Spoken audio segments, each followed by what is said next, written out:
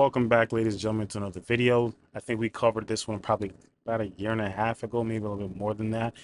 This was a brutal, absolutely brutal, involves torture, SA, some pretty not good stuff.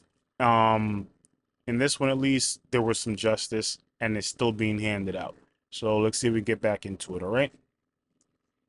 Glad you're streaming with us. Well, they were two black men who were beaten, sexually assaulted, and shocked with tasers for 90 minutes while handcuffed.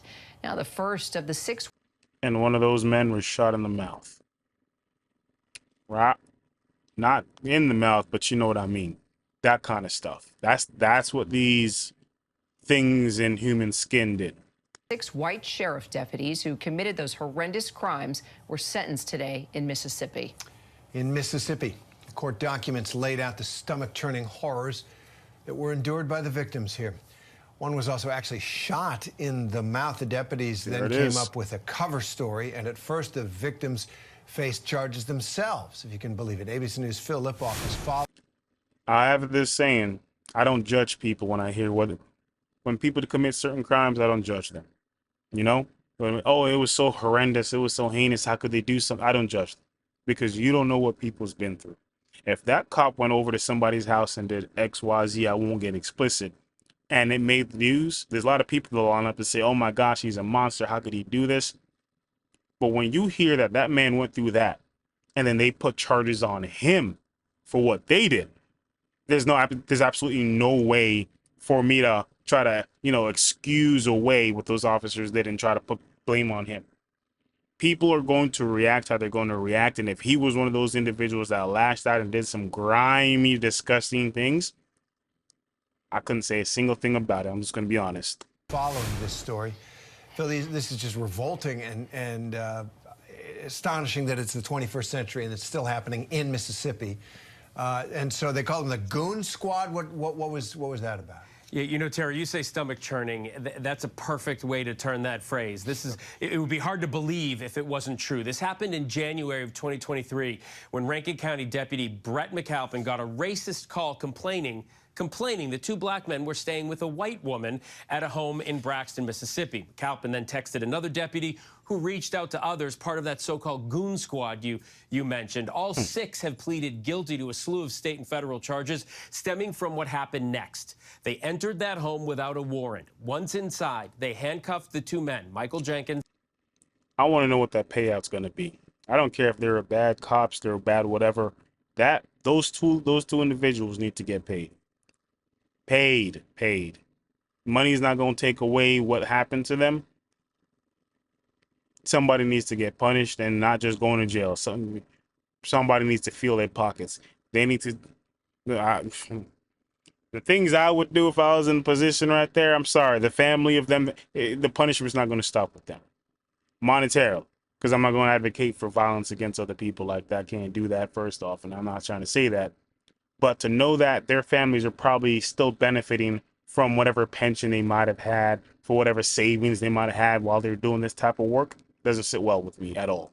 Jenkins, Eddie Parker, both in their 30s, sexually assaulted them with a sex toy, poured milk, alcohol, chocolate syrup all over their faces, into their mouths, mocked them with racial slurs, shocked them with stun guns. Eventually, one of the deputies, Hunter Elward, stuck a gun in Michael Jenkins' mouth, pulled the trigger, shattering his jaw and nearly killing him. They then planted a gun and drugs and tried to cover up their attack by blaming the 2 victims, who then, for months, actually faced false charges themselves.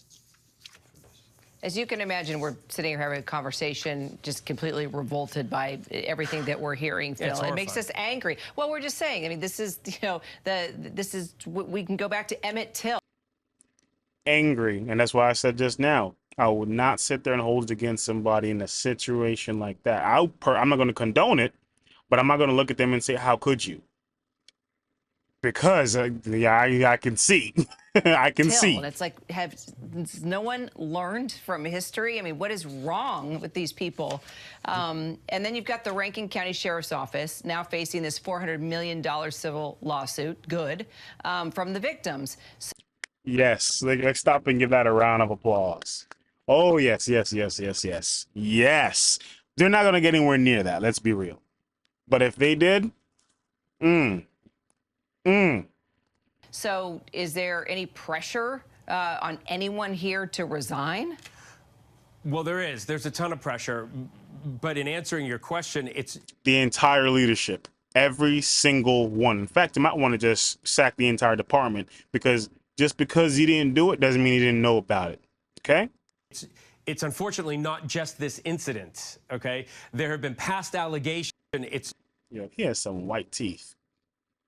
I'm sorry, guys. Those are some white teeth. It's unfortunately not just this incident, okay? Yo. There have been past allegations of excessive force by this department. Still, Rankin County Sheriff Brian Bailey says he didn't know about the incidents. And despite pressure by local activists, and there is a lot, and the NAACP, he says he will not step down. The federal judge in this case will sentence two defendants each day for the next 3 days. That will be the sixth of them. Elward, who...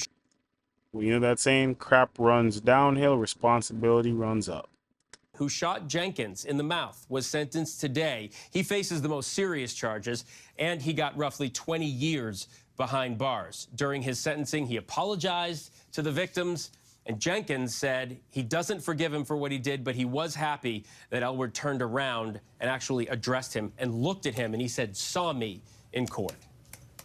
Wow. Bill Lipoff, appreciate it. We'll of course follow the case until the end. Guys, wow. Like I said, there are definitely some heinous, absolutely disgusting individuals walking around in human skin. Those people, those so-called officers, prime example of the worst kind. I always say it on this channel, you know, I cover a lot of bad police behavior. I don't believe every cop's a bad cop. It's just sometimes it's really hard to tell the difference, you know? Again, I grew up in a place where the cops weren't necessarily, I wasn't treated bad by the cops. But like so many other people, when you see the cops, for some reason, your heartbeat goes up just a little bit more, if you know what I'm saying, okay? Guys, after this, go hug your kids, hug your wife, tell your family you love them, all right? This was a tough one, but at least there is something that was happening. You know, something actually was done about this. And I always say, for every case where something was done, there's always the other case where nothing was done and we never heard about it. So when moments like this happen, be thankful and shine a light on it, all right? Like, comment, share, subscribe, please, all right? On the journey to 1,000. See you guys in the next one. Peace.